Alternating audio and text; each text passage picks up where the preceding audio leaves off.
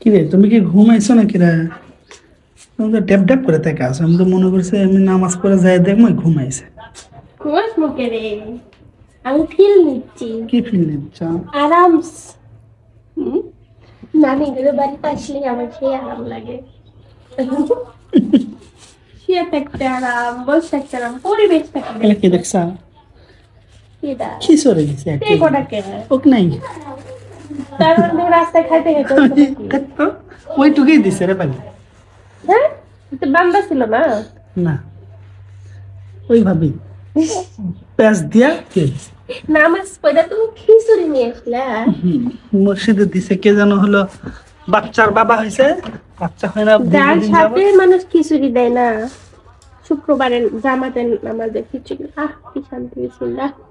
কে যেন বাচ্চার বাবা হয়েছে, বাচ্চা হয় না হয়েছে অবশেষে, তাই মসজিদে সবাইকে খিচুড়ি খাওয়া। তুমি তো বাচ্চার বাবা হয়েছিল, তুমি দাও না কে?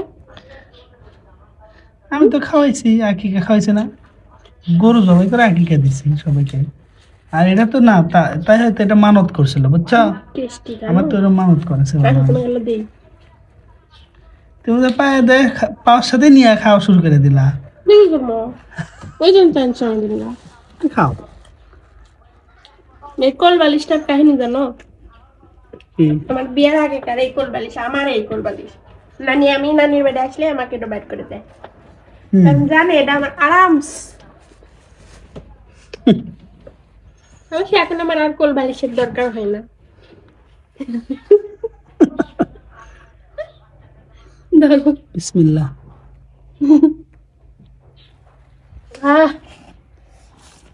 কি হচ্ছে খিচুড়ি দেওয়া, খিচুড়ি দিচ্ছে রে, পুরো খিচুড়ি দাও। অক্সিজেন নিচ্ছে জানো? তোমার বাড়িতে বাসা বাড়িতে অক্সিজেন আছে, আমার নানির বাড়িতে কি পরিমাণ তোমার নানির বাড়ির পিছনে সরিষার ক্ষেত, আমার নানার খ্যাত, সব আমার নানার পরিশ্রম। একদম বুড়া মানুষ একা একা একদম পরিশ্রম করে। নানির বাড়িতে মামারা মামিরা কেউ নাই, বুড়া বুড়ি একাই থাকে। মামারা তাদের নিজের জীবন একবারে নিজেদের মতো ঢাকাতেই আছে, পার করে দিচ্ছে। আর বুড়া বুড়ি থাকে বাড়ি, পুরা বাড়ি ফাঁকা। তবে আমার এরকমই ভালো লাগতেছে, তাই না? নিরিবিলি। আমার ভালো লাগে না, পছন্দ নিরিবিলি। তাহলে তোমাকে একটু মাংস দিয়ে দিই। মাংস আছে? হ্যাঁ, কি কর? অত খা লাগবে না, আমার নানি রান্না করছে, যাই রান্না করুক তুমি খাওয়া। জানা এত আসো নাই, ফোন দিয়ে এত আসো নাই, কা সারপ্রাইজ। আগের যুগে মানুষ তো তাই করতো, তখন তো তুমি তো মোবাইল আগের ছিল না। যুগের মতোই কাজ করলে এবার না। হুম,